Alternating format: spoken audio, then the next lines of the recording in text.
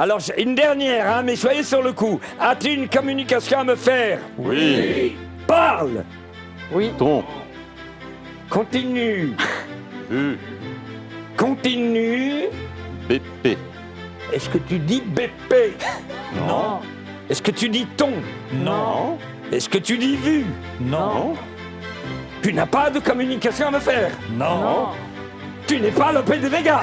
Non. Vous comprenez? Ça devient... Mais c'est la France, ça fédère.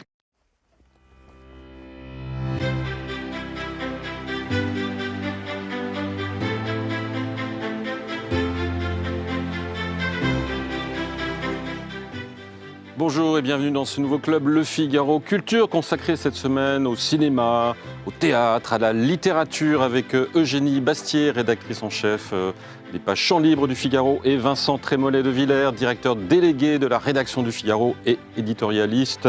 Nous allons recevoir en effet un homme qui, au carrefour de ces disciplines qu'il porte à leur sommet, Fabrice Lucchini. Depuis 40 ans, il fait salle comble.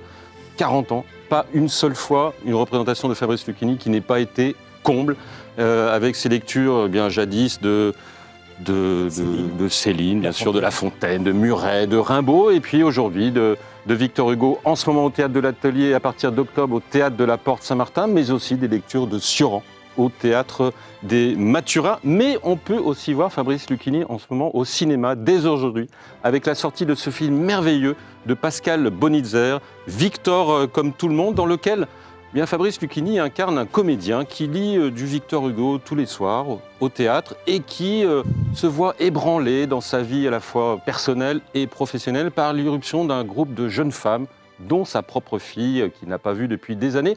Ce qui est assez frappant pour lui, c'est que tous les soirs, il lit au théâtre, vous savez, ce passage de Victor Hugo, lorsqu'il évoque sa détresse après la disparition de sa fille Léopoldine. Donc pour lui-même, revoir sa propre fille alors qu'il incarne Victor Hugo ayant perdu la sienne, c'est assez perturbant. C'est un des détails du film, mais Fabrice Lucchini, j'aimerais bien que vous nous racontiez la genèse de ce film, parce qu'elle n'est vraiment pas banale. C'est très malicieux de la part de la regrettée Sophie Filière. C'est que pour Hugo, 1843, comme vous m'avez dit, il a 40 et quelques années, il a 41 ans. C'est la coupure définitive, le drame. À 41 ans, sa fille adorée, la fille qu'il aime par-dessus tout, se noie à Villequier le 4 septembre 1843. Et cette rupture, il faudra des années pour qu'il les mette en mots à Guernesey et qui commence à écrire les plus beaux poèmes sur cette chose inqualifiable qu'est l'horreur.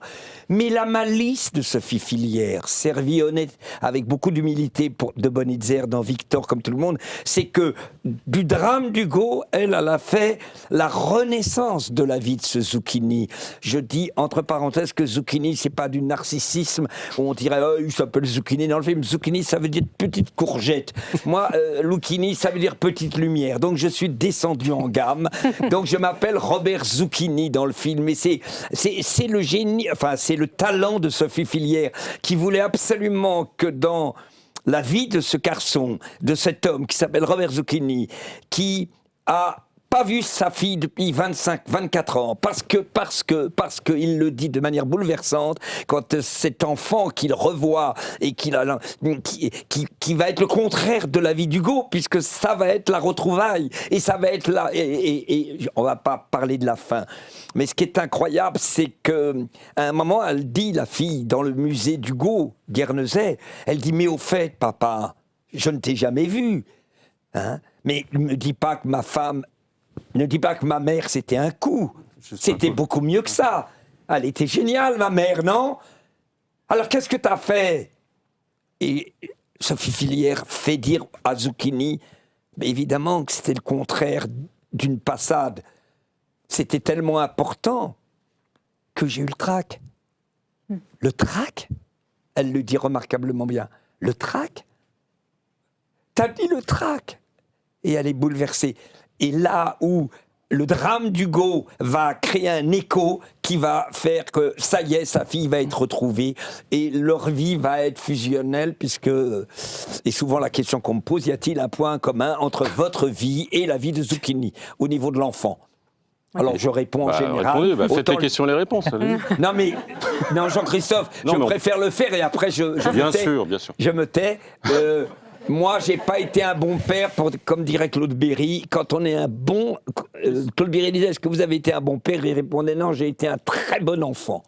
Et quand on est un bon enfant, on n'est pas un bon père. Moi, j'ai été un très, très bon enfant. J'ai été un très bon fils.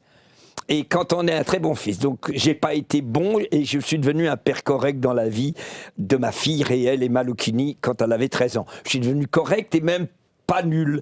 Alors que là, dans le film, c'est vraiment un père inconséquent qui n'a qu'un objectif, c'est Hugo, et maintenant j'arrête de faire les questions. Alors on va regarder la bande-annonce pour encore compléter avec cette actrice qui joue votre fille, qui s'appelle Marie Narbonne, et d'autres comédiennes formidables. Regardez la bande-annonce. Victor comme tout le monde. Oui, bonjour madame. C'est ma nièce, Éponine. C'est merveilleux de s'appeler Éponine. Oui, je sais. C'est une meuf dans Les Misérables. Vous êtes revenu voir le spectacle? Nous aussi, on travaille sur Hugo. Vous travaillez sur Hugo? Oui. Faut vous reposer, monsieur Zucchini. Il va vous bouffer, votre Victor Hugo. J'aime que ça. C'est quoi votre vrai nom? Ange Luciani. C'est difficile, hein? On est d'accord. Il y a votre fille qui est venue. Mais enfin, fallait la retenir, chevalier. Je savais même pas que vous aviez une fille. C'est aussi à elle de prendre contact, enfin. C'est un peu ce qu'elle vient de faire, non? Je pourrais peut-être essayer un texto. Ou une photo. Vous êtes dingue. Ou un vocal. C'est quoi un vocal? Mais Mabrouk! Tu t'es sérieusement dit que pour mes 4 ans, fallait absolument m'envoyer les contemplations? Là, j'étais vraiment pas au point. C'est souvent qu'il fait tout dans le désordre. T'es sûr que ça va? Je m'inquiète. Mais t'es caté, mon amour, t'es caté. Pourquoi t'es parti? J'ai eu un trac comme jamais. Le trac. T'as pas peur, en fait, de te retrouver avec elle? Tiens, viens voir. C'est Léopoldine qui est morte à 19 ans. Une colombe et moi, longtemps nous nous aimâmes. Maintenant, je sais l'art d'apprivoiser les âmes.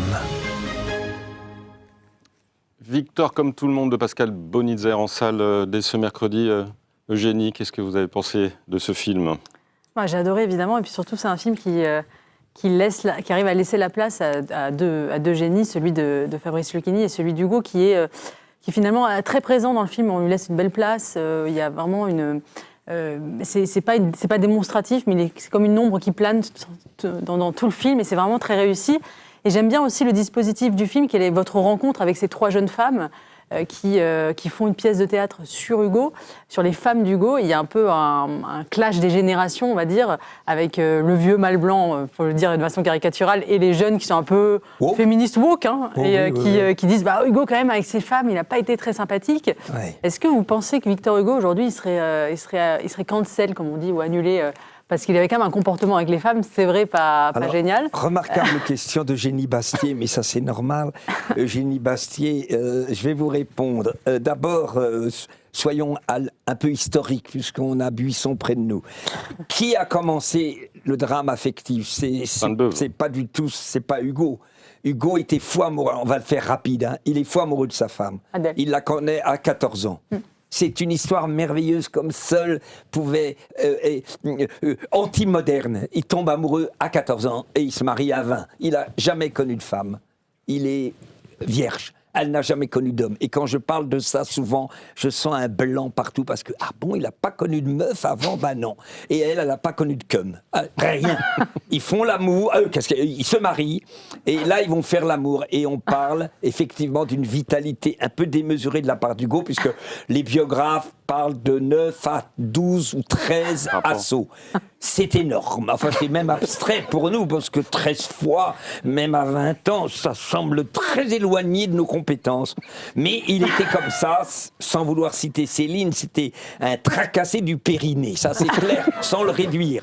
Et quand elle en a eu marre assez vite après les enfants, et elle a dit, écoutez, Victor, maintenant c'est complet, la chambre à coucher. Stop, vous allez dormir dans le bureau. Moi, je peux plus. Elle a mis un panneau sur la porte de sa chambre. Oui, c'est moi qui invente ça. Ici, c'est complet. Mais c'est pas exactement ça. Mais elle n'a plus voulu de relation physique. Le pauvre est quand même accablé parce qu'il aime cette femme et lui, l'amour et le sexe est uni. Il est pas du tout pervers ou séparé comme un Proust. Il est assez rural, Hugo. Il ne sépare pas comme les élaborés, les Huysmans, les Proust, le sexe d'un côté, l'amour de l'autre. Il mélange tout, lui. Boum. Et là, c'est l'horreur. Et puis, après, très vite, il s'aperçoit qu'elle tombe folle amoureuse de son meilleur ami, le théoricien Sainte-Beuve, qui va devenir Sainte-Bave sous la plume de Victor Hugo. Et là, c'est quand même l'horreur. À partir de là, il va rencontrer Juliette Drouet dans une répétition de théâtre. C'est une bombe atomique. Elle est sensuelle comme personne. Quand elle parle au théâtre, les gens disent c'est plus une actrice, c'est une apparition. Elle est sublime. Et là, il va avoir une relation de 50 et quelques années, il va lui dire « je ne divorcerai jamais ». Alors maintenant, est-ce qu'il serait, comme vous allez dire, redites-moi... cancelled. Oui, parce que vous vous rappelez que dans le début du film, il va voir ce théâtre où il débute, parce que dans sa vie d'obsédé d'Hugo, il y a... il va à la boulangerie comme tous les matins manger son pain au chocolat et la dame lui dit tenez on m'a laissé ça pour vous, c'est quoi, un journal, Le Figaro, et il dit il faut que vous lisiez les décès. Il va sur un banc, Zucchini, il voit madame etc est morte, il sait plus où elle en est. Il appelle sa femme en WhatsApp, en machin, je sais pas comment ça s'appelle, en WhatsApp, en Fast Times, en WhatsApp. Et elle dit regarde ce que j'ai reçu. Il essaye de lui montrer au téléphone. Non mais là je vois pas. Lui dit aller en Amérique. Et puis il dit ben voilà, madame est morte, etc. Et ben c'est ma fille qui a dû me laisser ça à la boulangerie. Et ben tu vas aller la voir. Ben, pourquoi? Il est tellement démuni dans la vie. Ben écoute, c'est un appel. Va la voir. Elle travaillait pas dans un théâtre un peu où tu as commencé, le Perroquet Bleu? Non, le Toucan Blanc. Moi, j'adore ça, le talent de Sophie Filière. Elle travaillait pas dans un petit théâtre, le Perroquet Bleu? Mais non, le Toucan Blanc. Tu vois, c'est comme le bonheur de jouer Yasmina Reza, le bonheur de jouer Sioran, le bonheur de jouer Céline, le bonheur de jouer Hugo. C'est les dialoguistes en plus. C'est des grands dialoguistes, tous ces êtres humains. Et Sophie Filière avait un grand sens du dialogue. Je vais essayer de vous répondre rapidement. Parce que mais j'y arrive, petit à petit. Mais je contextualise. Je ne peux pas balancer. Bon, et là, donc, il arrive. Et puis, il découvre que c'est là qu'il a commencé. Il y a 40 ans. Une toute petite salle, 125 places. Et tout d'un coup, une fille comédienne sort totalement nue et lui il fait ah tiens alors que il fait ça, j'adore ça. Il fait ça comme dans les films de Guitry, tu sais. Il y a dans un film de Guitry qui s'appelle Le Nouveau Testament. Il y a Guitry qui est dans une très très belle voiture à Place de la Concorde. Je vais essayer de retomber sur mes pattes. Il est à la Concorde et puis tout d'un coup il fait tiens, il voit sa femme avec un jeune homme. Il fait tiens et on voit le couple en face qui fait ah. Alors la femme dit il nous a vus, mais non puisqu'on a fait ah. Alors c'est un peu la même scène, je me suis nourri de ça pour jouer ça, et je fais ah. Enfin, je fais pas ah, mais je fais ah. Et je lui dis, mais allez, enlevez vos mains. C'est sûr, parce qu'elle est complètement détendue, toute nue. Il faut dire que le corps est sublime. On n'a pas le droit de le dire. C'est enfin, Suzanne Debec, il faut donner son nom quand même. C'est Suzanne Debec. C'est Suzanne Debec. Et elle n'a pas du tout fait des heures de psychanalyse pour dire est-ce que je me mets nu. C'est pas moi qui l'ai demandé, moi. Et moi, je suis terrorisé. Et tu sais, maintenant, et alors, figurez-vous, qu'est-ce qui se passe? Il fait, vous êtes sûr que... Oui, vous pouvez y aller. Elle a remis sa robe. Elle dit, je vous connais, vous. Oui. Elle s'en va pour s'en changer et il dit cette phrase que j'adore. J'ai rien vu, J'ai rien regardé. Vous n'allez pas me mitouiser. Voilà. Ça n'a l'air de rien, mais ça, c'est des dialogues de Sophie Filière. Alors, pour arriver maintenant à la réponse de Génie Bastier, oui, je passe par tout ça pour dire que, incontestablement, le talent de Sophie Filière et de Bonitzer, c'est d'avoir créé, moi, ça m'a tout de suite intéressé, là. C'est pas idéologiquement que ça m'intéresse, mais je trouve ça formidable qu'il y ait une bande de jeunes qui crée un conflit avec le vieux, incarnant la tradition. Donc, qui dit opposition, dit situation, dit jeu, travail et cinéma et théâtre. Et là, je dis, c'est extraordinaire, Hugo. À chaque fois parce qu'elles viennent le voir au théâtre, mais au lieu de l'admirer, elle ne l'admire pas tellement, parce que lui, il n'arrête pas de théoriser en sortant, quelle merveille, cet Hugo, parce qu'il est obsédé. Et après, je vous ferai un petit secret. Il aimait tellement les femmes. Et tout d'un coup, une fille merveilleuse, mais je ne voudrais pas mal dire son nom, c'est Louise Horry Diquero, que j'adore. Eh bien, elle dit oui, il aimait les femmes, c'est un gros queutard, oui. Ouais. Queutard. Vous dites que Hugo est un queutard. Bah oui, c'est un queutard. Mais vous êtes très réductrice. Queutard. Bon, donc c'est très bon au niveau du dialogue. Pourquoi ?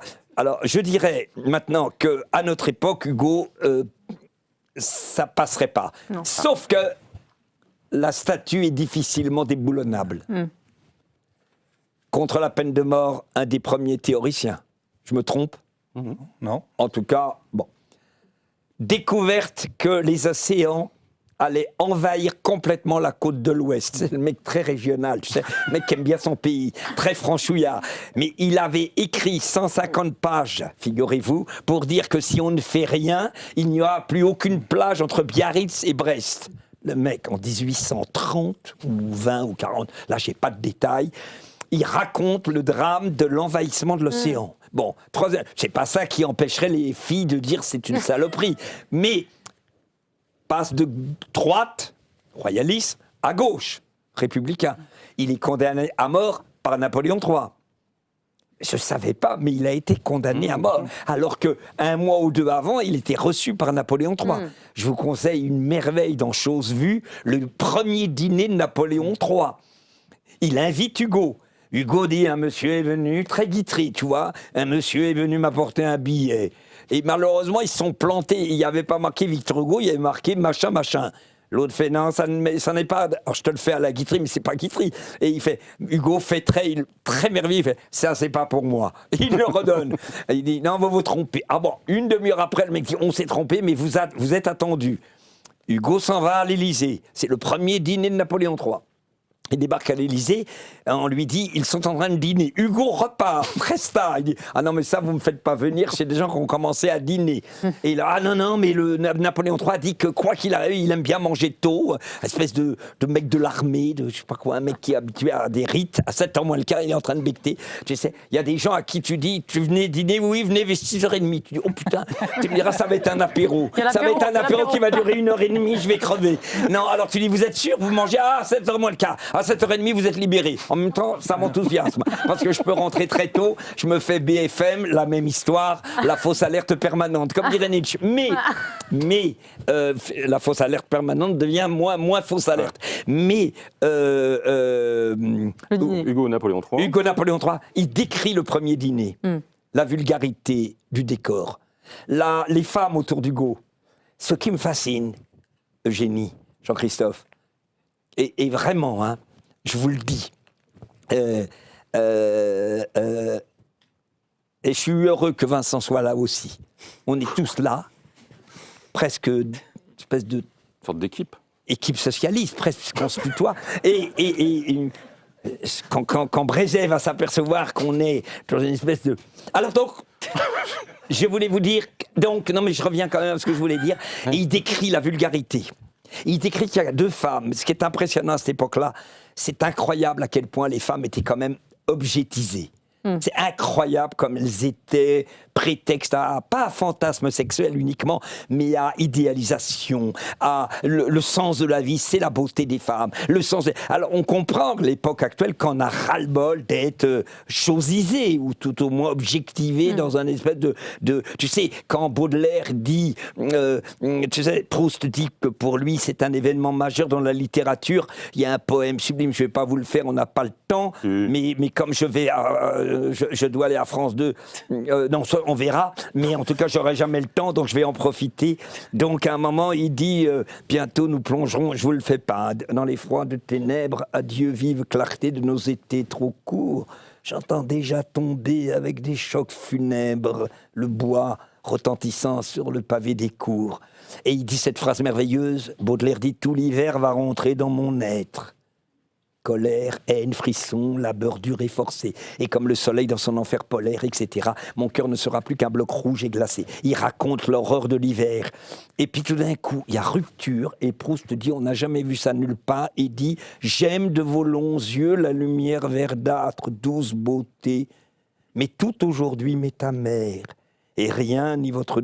mais rien, ni votre ni l'âtre, j'oublie un mot, ne me vaut le soleil rayonnant sur la mer. Et il dit cette phrase Baudelaire. Et pourtant, aimez-moi, tendre cœur, soyez mère, même pour un ingrat, même pour un méchant. Amante ou sœur, soyez la douceur éphémère d'un glorieux automne ou d'un soleil couchant. Courte tâche, la tombe attend. Elle est avide. Oh, laissez-moi mon front posé sur vos genoux, goûter en regrettant l'été blanc et torride de l'arrière-saison, le rayon jaune et doux. Ça veut dire que Baudelaire, Hugo attendent des femmes. Tu te rends compte, soyez mère, même pour un... Mais maintenant, une meuf actuelle dirait « Mais tu vas te barrer de là, toi, soyez mère !» Il n'y a pas marqué « maman, hein casse-toi, t'as pas d'autonomie, t'as pas d'identité, va au boulot !» Mais qu'est-ce que je dis ? Soyez mère, même pour un ingrat, même pour un méchant, amant ou sœur, soyez la douceur éphémère d'un glorieux automne. J'ai pas envie d'être un glorieux automne. Fais la vaisselle. Bon, t'imagines le mec qui rentre du boulot ? Soyez mère, même pour un ingrat, même pour un méchant. Tu t'es occupé des mômes ? Non, mais soyez mère, j'ai dit. Même pas. Eh ben, c'est pas toi le gosse. Pourriture. Bon. Comment vous dire ? Il y a au 19e, incroyable. Et dans ce portrait de Napoléon III, il décrit deux femmes. Il dit qu'il y en a une qui est très ingrate et il ose le dire. On ne pourrait pas dire ça. Et l'autre est sublime. Il parle que sa gorge est merveilleuse. Il ne dit pas là, une belle robe, tu vois, mais il dit la gorge est sublime, tout ça. Et dans Montsioran, quand Madame du Défend décrit sa grande copine, Madame de comment elle s'appelle Madame... Comment ? D'Aiguillon. La duchesse d'Aiguillon. Oui, la duchesse d'Aiguillon.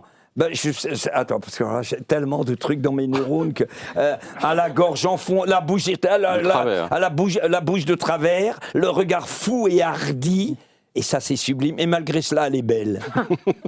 Tu vois, c'est le génie français, la nuance. Le public a tendance à dire ouais, c'est pas à charge. Son visage a beaucoup de, son esprit a beaucoup de rapport à son visage. Il est aussi éclatant, etc. Donc, ce génie du portrait, ça a évidemment diminué. Mais ce qui me frappe, c'est que la femme n'est plus vécue dans notre 21e siècle comme ce truc sublimisé. Alors, pour répondre à Bastier, vous voyez un peu les rôles que j'ai faits, eh bien, je pense que les femmes diraient, j'ai pas du tout envie d'être vécue comme Hugo, comme une personne sublime.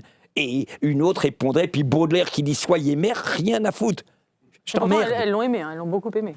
Baudelaire ? Elles l'ont beaucoup aimé. Hugo, oui. Alors, il était très beau avant d'être cet homme merveilleux du Figaro hors série. Parce que là, c'est vraiment le Hugo sublime. Oui. Je conseille le portrait de Jean Caux.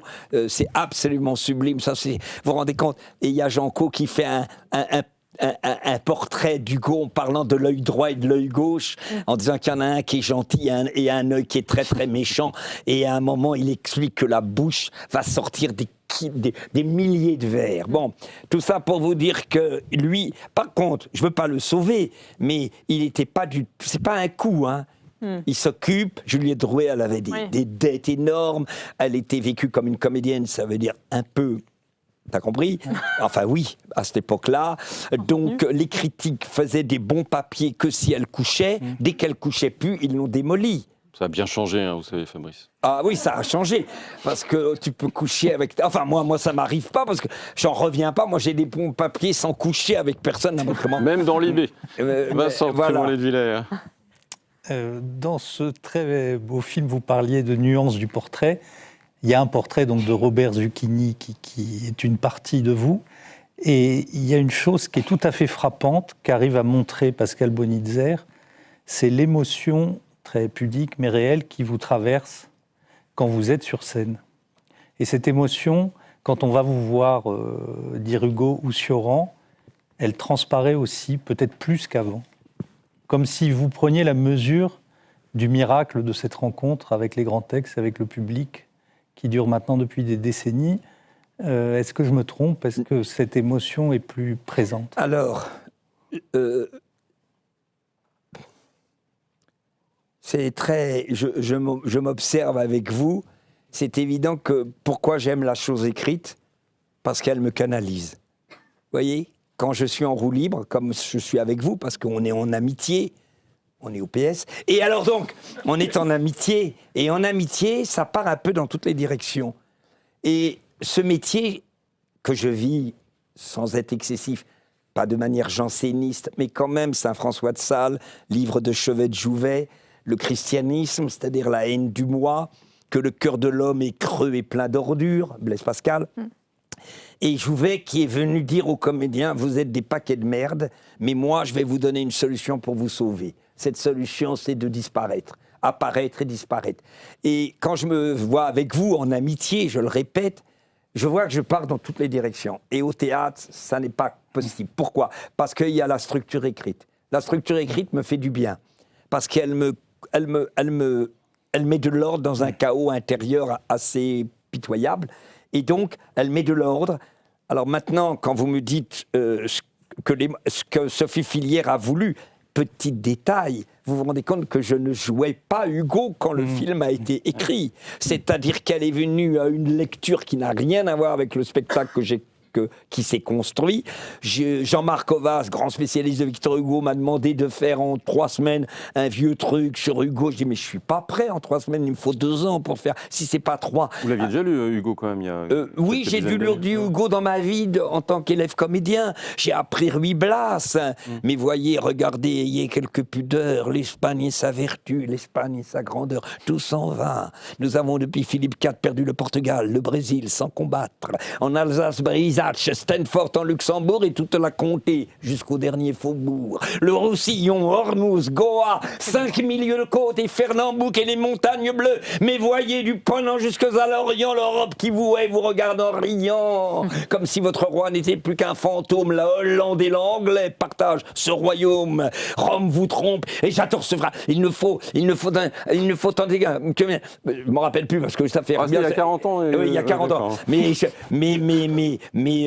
bon appétit, messieurs, sublime, au mini. Bon, donc, je lui ponds un peu de Ruy Blas, et puis je vais abandonner, parce que bon, c'était à la maison Chateaubriand, complètement conquis par Philippe Muret, parce qu'ils avaient installé les gens sur des bottes de paille.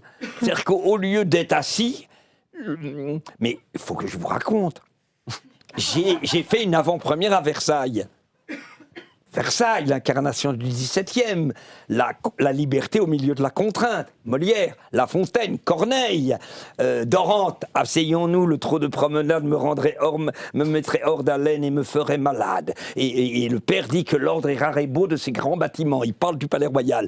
Paris semble à mes yeux un pays de romans, j'y croyais ce matin voir une île enchantée, je la laissais déserte et la trouve habitée. Ça c'est Corneille, le héros de Peggy. Eh bien, figurez-vous que, si je me retrouve là-dedans, dans tout ça, je vais essayer.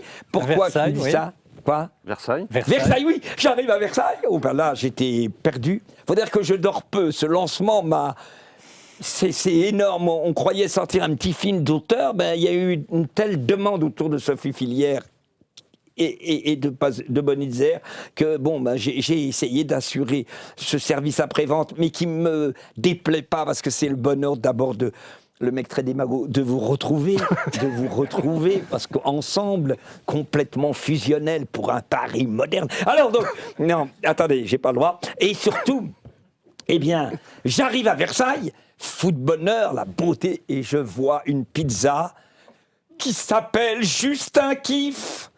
Juste un kiff à Versailles. Je me suis dit, on est foutu. À Versailles, le temple de l'élégance, le temple de la ville de notre ami François-Xavier Bellamy, le temple de la culture, le temple de l'enseignement, le temple du 17e, là où je vais jouer ce soir à l'opéra de Versailles. Et je vois juste un kiff. Vous imaginez ? Juste un kiff. Il y a toute l'époque. Juste un kiff. C'est mauvais. Un kiff déjà, c'est effrayant. J'ai kiffé, t'as kiffé, j'ai kiffé. Hein, tu vois, par rapport à Madame Dudéfend, hein, t'as kiffé, j'ai kiffé. Allez, juste un kiff. C'est bon, juste un kiff. Un kiff. T'as kiffé vraiment, j'ai kiffé. Juste un kiff, oui, t'as kiffé.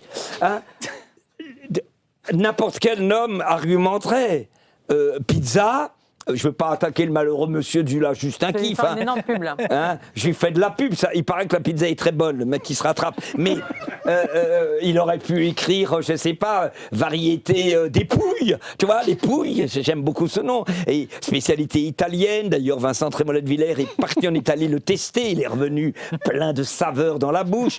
On doit annoncer au Figaro que monsieur Vincent Trémollet-de-Villers est parti aux pouilles pour tester la pizza. Bon, ils auraient pu écrire. On a testé la pizza aux pouilles. Bah, juste un kiff. Ça veut dire, allez, on se prend pas la tête. Tu vois, tout le but, c'est on se prend pas la tête. Un diabolomande, pas de souci. Parce que j'ai fait une émission de radio qui a eu un écho, puisque je raconte l'éthique du langage. Mais il y en a un autre que je peux pas supporter, que je vous dis, c'est Bel été. Il peut me rendre fou. Nous sommes dans une structure, mais pas que. Ça, c'est formidable. Hein. Nous sommes dans une structure humaine, mais pas que. Et puis, j'en ai un que j'adore aussi. Alors, le pas de souci, c'est le numéro 1. On va pas se mentir. On est au Figaro. Hein. Ah ben oui, ça, à moins d'un dingue qui dit on est chez Libé, on est... Non, on va pas se mentir. Bon, après, il y en a plein. Alors, figurez-vous que je fais cette émission le dimanche, parce qu'on me demande de faire des émissions. J'ai beau en dire non à beaucoup, mais il faut en faire quelques-unes. Ne vous pas que je me lance sur ce problème des mots, et ce truc enflamme la toile. Enflamme la toile. Vous enflammez la toile? Oui, mais pas que. Mais bel été. Ou alors, prenez soin de vous. Mais de quel droit tu me dis prenez... Mais je n'ai pas à prendre soin de moi. Enfin, c'est pas à toi de me le dire. Bonne continuation d'appétit. Bonne continuation d'appétit. Mais alors là, on est plutôt... Alors encore là, ça va. On est plutôt sur un chardonnay où on sent la pigmentation d'un terrain. Bon, il y a plus de pinard qui se vend d'ailleurs en ce moment, mais voilà. Donc, mais c'est pas si... Oui, vas-y. Les mots. Les mots. Les mots d'Hugo. Quels mots? Les MAUX ou... Non, qu'est-ce que vous retenez les mots de Hugo que vous opposez justement au tic de langage de notre époque contemporaine? Ah, ça c'est génial, c'est exactement pourquoi ce film a osé une chose hallucinante, de manière inattendue, de manière transgressive. On a dit des poèmes, on va dire demain dès l'aube au cinéma. Les producteurs terrorisés, tu vas dire de la poésie, mais vous êtes des cinglés, vous êtes des ordures. Non, on va dire, on n'a pas d'ambition, on veut pas faire trop d'entrées, on va dire des textes, mais pas, on va pas prendre la tête aux gens, c'est juste un kiff. Mais on va dire des mots. Eh bien, voilà exactement pourquoi Hugo nourrit le comédien et tous les comédiens comme aucun autre nourrisse. Quand vous dites la respiration de Bose qui dormait se mêlait au bruit sourd des ruisseaux sur la mousse, t'as la variété de toutes les couleurs. Je sais pas comment il fait, La richesse des voyelles, c'est... il n'y avait pas de feu... attends, Bose... oui, voilà, je sais plus, il y en a tellement, mais...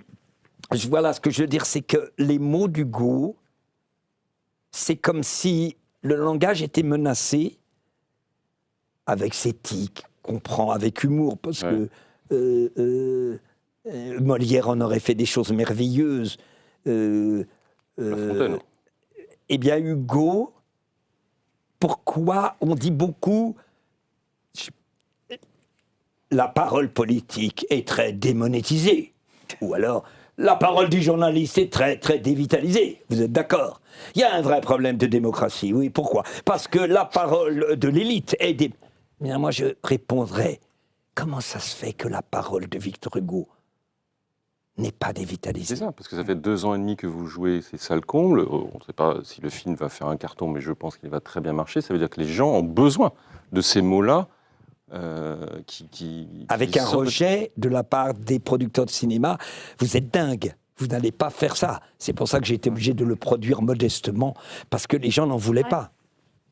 Les gens ne voulaient pas de ça. Les gens, les décideurs, je ne vais pas dire de nom, pensaient que c'était pour les gens d'un très bon niveau social et que ça élevait, ça rejetait les gens. Très Bourdieu, c'est-à-dire la culture n'est faite que pour la bourgeoisie. Je ne sais pas, peut-être ils ont raison, peut-être qu'on va faire un énorme bide.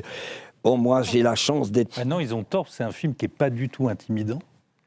Il n'est qui pas intimidant. pas du tout, et qui justement met Hugo à la portée de ceux qui le retrouvent et qui le connaissent, mais de ceux qui vont le découvrir aussi et qui ne l'ont pas lu depuis l'école. La réaction a été on ne doit pas s'adresser à une certaine classe sociale.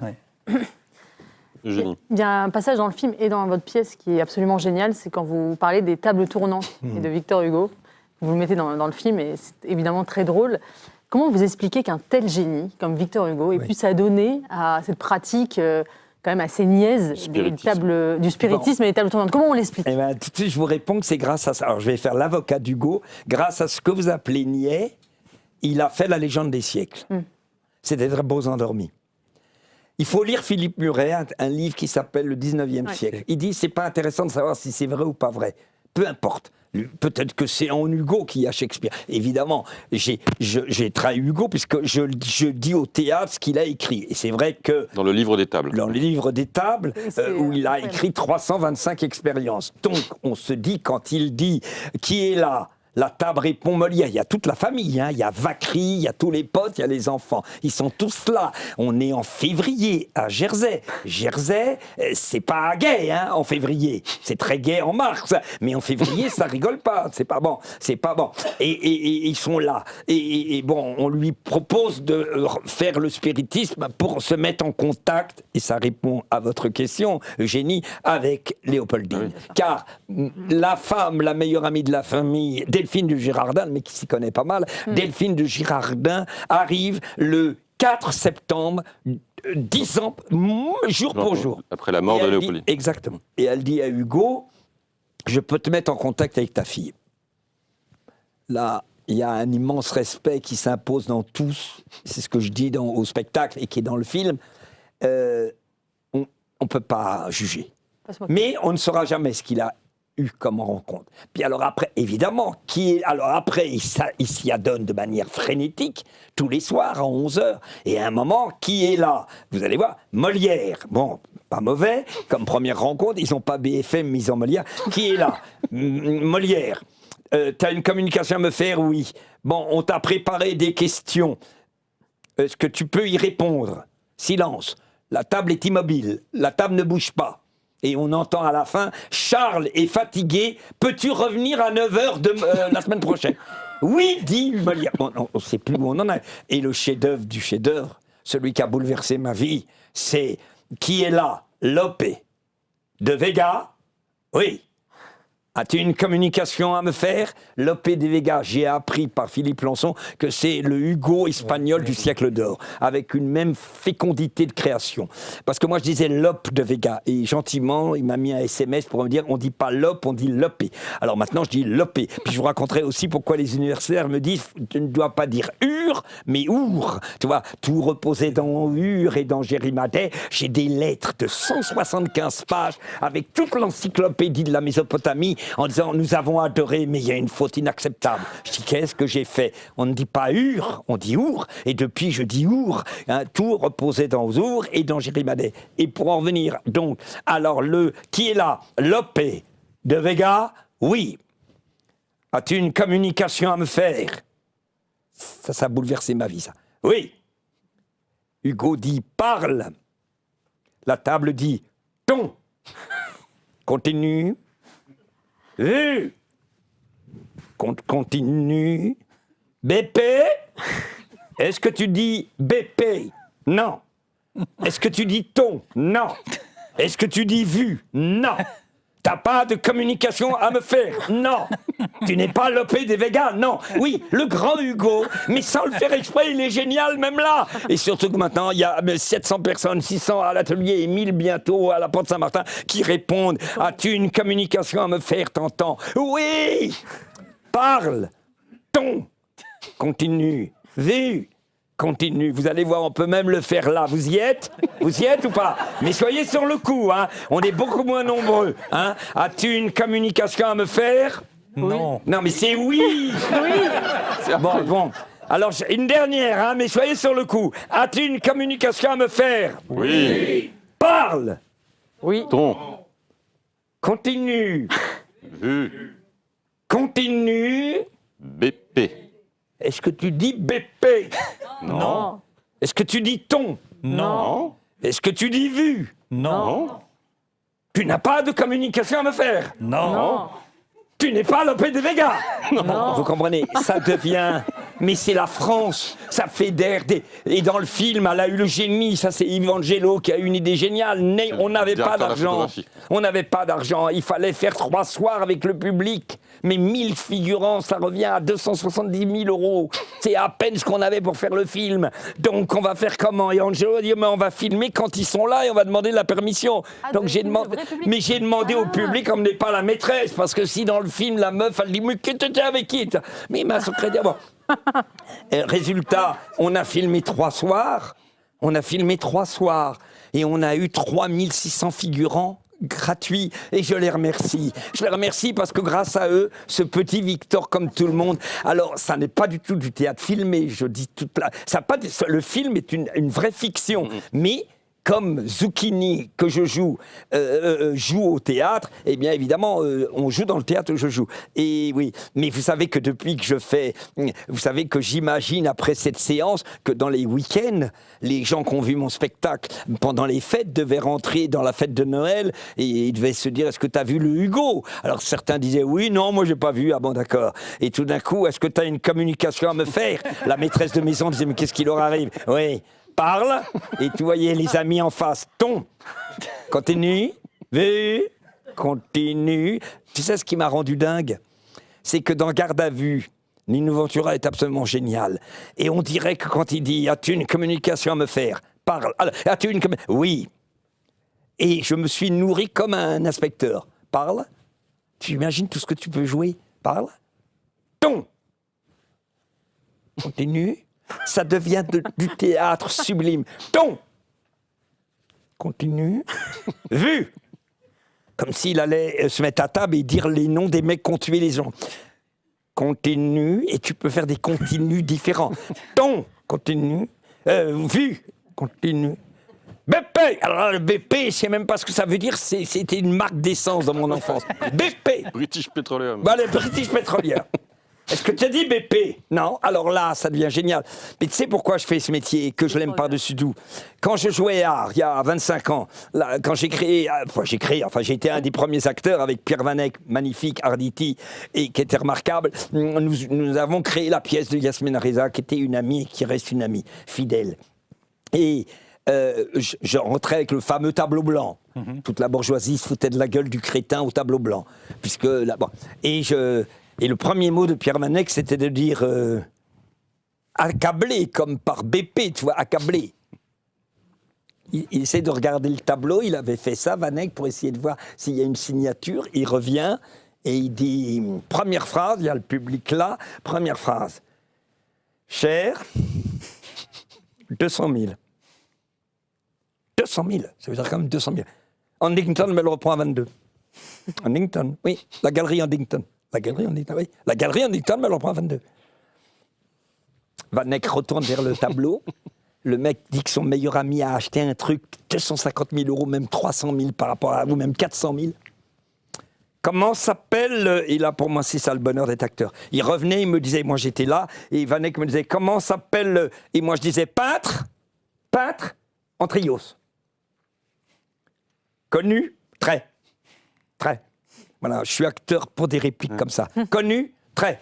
T'as vu, il y en a un qui est affirmé et il y en a un autre qui est, débarrassé. Pourquoi je suis acteur? C'est pour dire, comment s'appelle le peintre? Avec le peintre, c'est le génie de Cochet qui nous apprenait à pas jouer les mots, mais à jouer ce qu'il y a dedans. Comment s'appelle le peintre? Parce que tu peux le faire comme ça, agressif. L'autre dit, comment s'appelle le peintre? Ça commence à me faire un. Bon, Antrios. Connu? Très. Et là, ça peut être une réplique géniale. Du dire, pauvre mec, tu connais même pas Antrios. Tu comprends? À travers 2 mots aussi simples que connu, très. Pauvre con va. Mais pour revenir à ce que vous disiez à propos de Jouvet tout à l'heure, qui est votre maître, et on est dans le paradoxe des comédiens de Diderot, qui vous dit de surtout pas aller chercher en vous de quoi nourrir le personnage que vous allez incarner. À partir du moment où dans le film vous incarnez quelqu'un qui ressemble énormément à Fabrice Lucchini jouant Hugo, vous allez quand même chercher en vous. Faites le contraire de ce que préconisait Jouvet. Alors Buisson, Jouvet dit, n'apportez rien de votre petite colère aux misanthropes. Mais dans Bernstein, apportez votre colère. Dans Molière, n'apportez pas votre colère. Parce que si vous dites « Laissez-moi, je vous prie », c'est une petite colère psychologique. La colère, selon Jouvet, du misanthrope, c'est une colère immense, universelle, qui n'est pas en toi, que tu dois travailler, qui est presque un souffle divin qui dépasse le présent et le passé. Par contre, dans le film... comment ça s'appelle Victor comme tout le monde. Oui, Victor comme tout le monde. Vous savez pourquoi ça s'appelle comme ça? C'est parce que c'est ma compagne Emmanuelle Garacino qui me dit en me promenant, est-ce que tu crois que si on appelle le film Hugo, j'ai dit, moi j'ai peur Hugo, ça va être trop. Parce que le talent du film, c'est que tout est imbibé d'Hugo, comme vous l'avez dit, et rien n'est didactiquement Hugo. Mais il y a Hugo tout le temps, mais on n'est pas à l'école, on est à une école merveilleuse, comme peuvent la pratiquer certains professeurs. Et là, eh bien, figurez-vous que j'ai dit Hugo, c'est trop puissant. Oui. Et tout d'un coup, Emmanuel dit, mais la phrase avec laquelle tu termines le spectacle, souvent, c'est Jules Renard avait une telle passion pour Victor Hugo qu'il a écrit cette phrase étonnante. Victor Hugo est tellement génial qu'on en oublie qu'il s'appelle Victor comme vous et moi. Voilà. Eh bien, figurez-vous que c'est devenu Victor comme tout le monde et que nous pouvons que rendre hommage à notre génie Jules Renard. Mallarmé est intraduisible, même en français. Et puis surtout, l'argent fait pas le bonheur, on ne s'en lasse pas, rendez-le. Alors, vous qui êtes imbibé de Hugo... Alors voilà pourquoi je te réponds. Je te réponds parce qu'il fallait que je trouve du creux. Parce que Zucchini, moi j'avais très peur, et heureusement, j'espère que je touche du bois. Je voyais encore le déchaînement, quelle saloperie de narcissique qui s'appelle Zucchini. C'est pas moi. Sophie Filière, qui a une plume sublime, voulait que ce personnage s'appelle Zucchini. Heureusement que j'ai appris que Zucchini veut dire petite courgette, parce qu'on croirait que c'est une infatuation de l'ego, donc ça va très loin à l'encontre du jansénisme. Mais quand j'ai vu qu'il me ressemblait, c'était un peu... Moi, je ne suis... C'est pas la même biographie, je n'ai pas du tout abandonné ma fille, je ne l'ai pas revue à 24 ans. Par contre, j'ai essayé de trouver, aidé en cela par Emmanuel, par Pascal Bonitzer, comment on pouvait montrer, et j'ai trouvé une merveilleuse chose, c'est qu'il est en creux, il est en neurasthénie quasiment, peut-être pas en neurasthénie, mais il est en flottement, et il est nourri, grandi, quand il est avec Hugo. Donc, comme cette question est passionnante, parce que... c'est votre état normal, quand même, être en flottement. C'est pas loin d'être mon état normal. Pas loin de mettre... Oui, mais quand vous sortez de Hugo et que vous allumez la télé, la guerre en Iran, les élections municipales, il n'y a pas un décalage presque schizophrène? Alors d'abord, quand je sors d'Hugo, et on le ressent dans le film aussi, quand je sors du spectacle, j'ai vécu une expérience qui s'appelle un miracle. Et le film en est très imprégné. C'est le miracle de fédérer par la sublime phrase de Sioran. Le film le montre. Il arrive à faire transparaître ça. Eh bien, on sent la phrase de Sioran. Nous n'habitons pas un pays, nous habitons une langue. Et vous imaginez que... Je le sentais depuis une dizaine d'années, 15 ans. Les gens me disaient, mais pourquoi les théâtres? Il ne faut pas être dans la vanité. Il ne faut pas être vaniteux. C'est vraiment, ils ont raison, les chrétiens. Il ne faut pas être dans le moi pour souffler. C'est moi qui le dis, tu vois. Vous allez dire, t'as du progrès à faire, je le sais. Mais il faut vous dire que quand tu vois 700 personnes, 600, 1000, 2000, je vais dans des théâtres, des fois c'est 1500. Et je me dis, comment ça se fait qu'ils sont suspendus à ce génie? C'est par la grâce d'Hugo. Par cette expérience identifiée immédiatement. Cet homme perd sa fille. Et à partir de là, il va rentrer dans des expériences hallucinantes, et dont le spiritisme. Mais quand je sors du théâtre, d'abord, c'est des mots usés, c'est des mots trop... Mais la phrase de Claudel, le théâtre, vous ne savez pas ce que c'est, il y a la scène, il y a la salle. Tout étant enclos, les gens viennent là le soir, et ils sont assis par rangées, les uns derrière les autres, regardant. Mais qu'est-ce qu'ils regardent, puisque tout est fermé? Ils regardent le rideau de la scène, et ce qu'il y a derrière quand il est levé. Et il arrive quelque chose sur la scène, comme si c'était vrai. Cette phrase, comme cette Jouvet, il arrive sur la scène quelque chose comme si c'était vrai. Et cette chose-là, elle va, et il va plus loin, Claudel, il dit, moi je les regarde, je vois des centaines de visages blancs. Je sais que dans la salle, il y a un comptable à qui demain on lui demandera de vérifier ses comptes. Une femme adultère, dont l'enfant vient de tomber malade. Un homme qui n'a rien foutu de la journée, un autre qui a beaucoup travaillé. Mais pourtant, ils sont là, les mains sur les genoux, et ils pleurent et ils rient, et ils n'ont pas envie de s'en aller. Et moi, quasiment tous les soirs, et le film en est l'expression, je vis un miracle de fédération. Nous appartenons exceptionnellement, ce mot valise, ce mot des politiques abjects, c'est le vivre ensemble. Nous sommes là pour le vivre ensemble. Vivre ensemble, les gens se haïssent. Les gens se haïssent. Il y a un état de tension, de radicalité. Des gens se haïssent, il y a de la haine. Hein. Et bien, à cette seconde-là dans le spectacle, je me dis, ils appartiennent à la même communauté. Les êtres humains, face à l'immense, à l'éternel, au sublime, au pas abstrait, au pas les jeux de miroir très précis de quelques grands poètes. Pourquoi Hugo, avec certainement des excès, mais pourquoi Hugo a une supériorité à tout? C'est que tout est concret, tout est identifiable. Dernière confidence, j'ai essayé d'attaquer les démons de Dostoïevski. Waouh. Sioran dit que c'est le plus grand livre qui a jamais été écrit. Et ça s'est bien passé, les 80 premières pages. Varna, Petrovna. J'ai commencé à saisir, et l'autre qui est flippé à côté. Je me dis, c'est bon, il n'y en a que deux, je vais pouvoir suivre. Tu vois. Puis là, commence à y en avoir plusieurs. Donc, comme ils changent de nom, toujours en étant les mêmes, tu t'es déjà habitué à Variana Petrovna. Qu'est-ce que j'ai fait dans mes nuits qui sont mauvaises en ce moment? J'ai tout laissé tomber pour un moment, et j'ai repris 93 d'Hugo. Et là, Hugo, avec tous les excès, hein, ce n'était pas un jardin, c'était une broussaille. Voilà. Et Hugo, avec ce côté dément, mais Hugo, immédiatement, quand tu vas pas bien, ça va. Mais avec 10 fois plus de personnages quand même. Oui, mais alors on les identifie, puisqu'il y a les royalistes et il y a les révolutionnaires.